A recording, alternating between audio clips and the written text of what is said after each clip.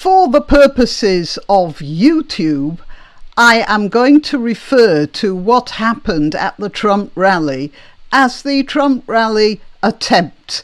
That's because YouTube tends to get a little bit strict with certain words. So I hope you'll forgive me for that prevarication. And now I'm going to be talking about this together with some comments I got under my video along the lines of, "It's feminists like you that caused this. It's your fault. I hope you're satisfied." Well, is it? Is it really? I'm Granniopteryx and I'm on YouTube, Rumble, BitChute and Minds.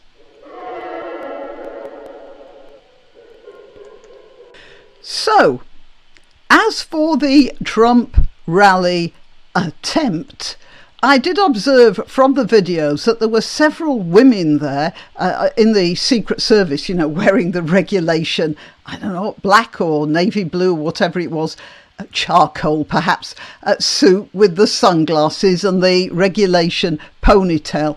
And they appeared to be very confused and unprofessional. So I do not discount DEI in some of them, and also the possibility that some of those women really didn't belong there. But that doesn't mean they're responsible for the rally incident, does it? Let's talk about women in the Secret Services to start with. Women are a lot better for surveillance and tracking than men are. They are a lot better for several reasons. One of them is that people don't notice them, especially if they look like harassed mothers or shoppers or whatever.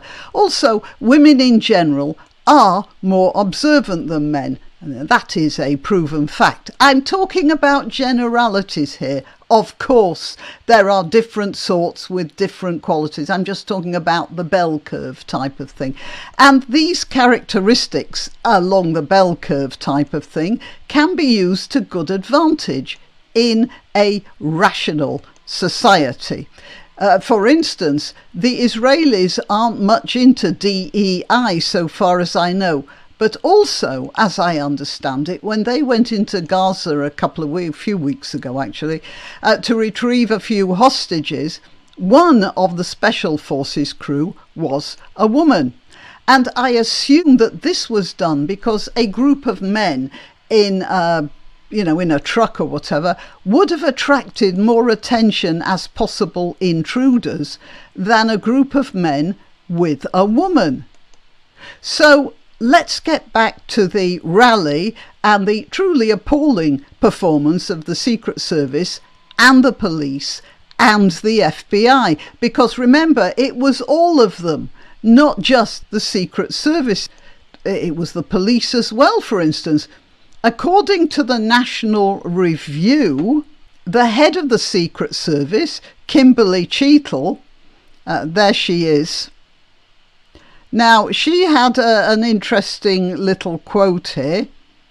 "That building in particular has a sloped roof at its highest point, and so, there's a safety factor that would be considered there." Oh dear, why did that moved up? "Safety factor that would be considered there that we wouldn't want to put somebody up on a sloped roof." And apparently this admission she made was not included in the outlet's write-up of the interview, nor in the published transcripts. I don't know where the National Review came across it. And then she carried on, "And so, the decision was made to secure the building from the inside." She claimed that the local counterparts, I suppose she means the police, were responsible for securing the outer perimeter at the Trump rally, and she confirmed that the police were inside the building crooks shot from. So they thought they could deal with this from the inside of the building. In that area, it was the local police. Is that feminism, or is it a culture of risk avoidance? that comes not from feminism, but from insurance companies and mega claims people get for, job injuries. In situations like this Trump rally thing, generally speaking, what you have here is a perfect storm of mistakes. And yes, incompetence. I don't deny it. There is definitely incompetence. There has to be. But from several quarters.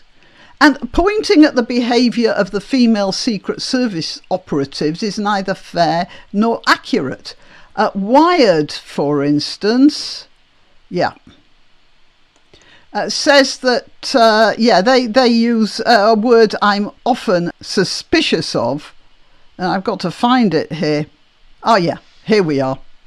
The sexist claims are based on deceptively edited videos and images being shared online by right-wing pundits. Okay, so I don't know how the deceptively edited videos are.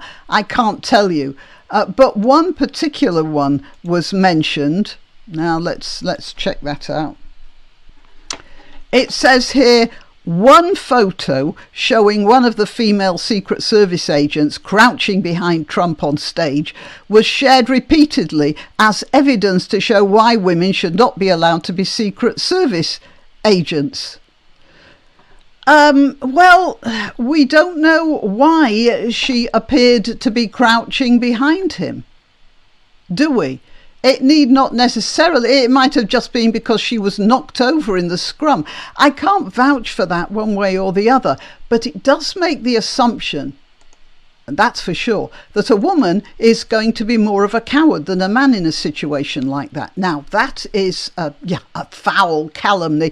How many times have you heard of, for instance, overweight, middle-aged, frumpy-looking female teachers standing in the classroom between the kids and a school shooter? How many times have you heard of that happening? Or how many times have you read of brave and resourceful female spies running rings round the Nazis in occupied France? If you haven't, then perhaps you should check out Virginia Hall. For instance, you might not know about her because after World War II, she absolutely refused to publicise herself or her work in any way. And that's also a female characteristic, I shall remind you. So, to finish up, I want to tell you, despite what these idiot posters might put underneath this video, I am very proud that I was a feminist very early on. I started my journey when I was 10 years old, and my mother insisted I helped her with the washing up while my brother and father lounged about watching television.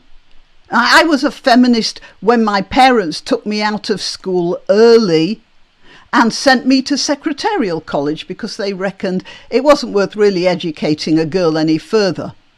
And I definitely was a feminist when I got sacked from my first university job, when I got pregnant with my first child. Oh yes, they pretended it was something else, but that's what it was. And nowadays I could have made more of a case of it. And it wasn't just what went on in the home. Until feminists got stuck in, for instance, a woman couldn't take a mortgage without the say-so of her husband or her father, even if she was a primary earner. On the other hand, the husband could take a mortgage and could squander the whole family inheritance without the say-so of his wife. And women could legally get lower wages than men. When I was a typist, there was one time I was doing a temporary job in a big publishing company, and I happened upon a book that had the wages schedule in it. And women were earning 20% less than men. That was it. A man doing job X had so much, and a woman doing job X had the same job but 20% less, and that was quite legal at the time.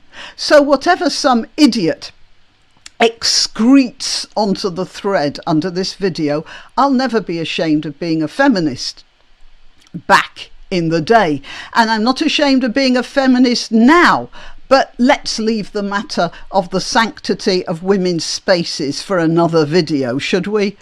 We still have plenty to do, my sisters, and my brothers too, because feminism isn't just for the occasional bolshy woman. Any man who has daughters will drink to that, unless he's a Muslim, of course, obviously.